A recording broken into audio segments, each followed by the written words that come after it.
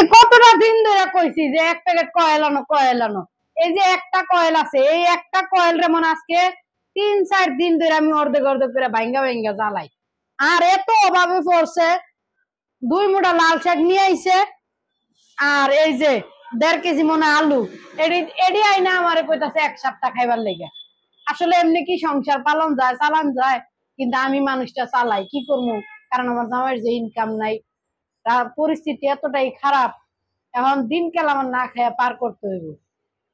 তারপরে আল্লাহ পাকের কাছে শুকরিয়া, ভালো আছি, সুস্থ আছি। কি করবো? জামাই সন্তান নিয়ে এগুলা খাইয়াই দিন পার করবো।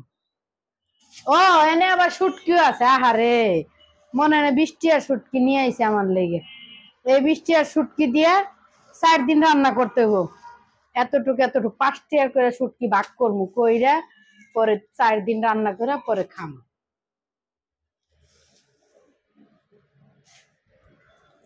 এই যে একটা মেস, এটা মনে আজকে 6 মাস হয়েছে, তাও গ্যাস ফুরাই না। এটা আমার মতো।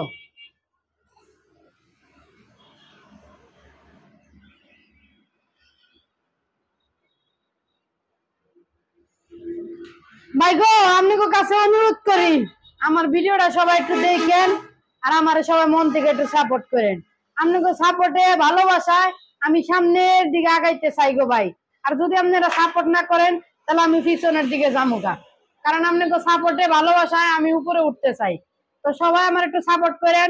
কয়েলের দোয়াটা যেমনি জ্বলতেছে উপরের দিকে, আমার জীবনটাও চলে যেন উপরের দিকে। ভাই সবাই একটু দোয়া করেন, সাপোর্ট করেন মন থেকে।